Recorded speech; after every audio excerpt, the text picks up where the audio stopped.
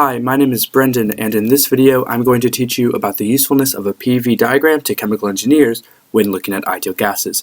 You may recall an ideal gas is governed by this equation, PV equals RT. You may also recall that work is equal to the integral of P dV. Therefore, it's important to be able to relate P and V. By rearrangement of the ideal gas law, we get that T is directly proportional to PV. We also can know that H, or enthalpy, is equal to U, or internal energy, for an ideal gas, which is also directly proportional to temperature. So by being able to relate P and V to each other, we can know already so much about our system we're analyzing. So moving on to this pressure versus volume diagram with a reference point in the middle, let's look at the four major ways that you can alter an ideal gas system. The first is through an isothermal change, where the temperature remains constant while pressure and volume change accordingly. Since the temperature is constant along this entire line, you will notice that the enthalpy at this region, the region above the curve, is higher, and in this region below the curve is lower. The second major way that you can change a system is through an isochoric change. That is where the volume remains constant and the pressure changes. Again, notice that as pressure goes up, you will be moving above the previously drawn isothermal line, therefore temperature and enthalpy will increase. The third way is through an isobaric change, where volume changes and pressure remains constant. As volume increases, you'll notice that temperature must increase as well. The final curve is an adiabatic compression or expansion. Adiabatic means that there is no heat flow across the system's surrounding barrier.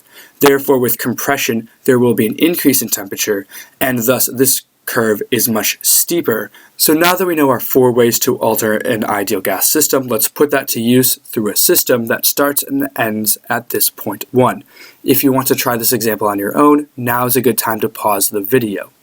Otherwise, I'll jump right in.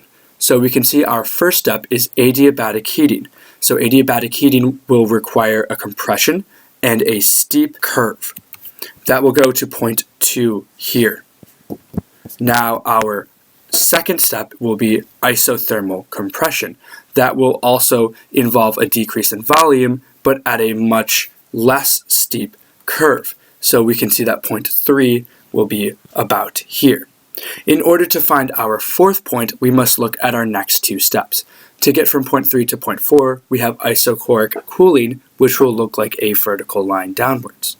To get from point 4 to point 1, we have isobaric expansion, which will look like a horizontal line. We can see where these two lines meet right there at point 4. So we can draw in these lines, and now we have completed our cycle. Since enthalpy and internal energy are state functions, it's independent of what's happened to the gas immediately before. So if the gas just entered the system and is about to move to point 2, the enthalpy will be the same as if it just came from point 4. So the enthalpy can be read strictly by pressure versus volume.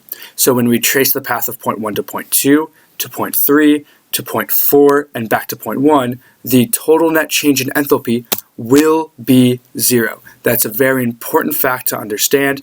Enthalpy, being a state function, can be read strictly by pressure versus volume. Thank you, and I hope you enjoy this video.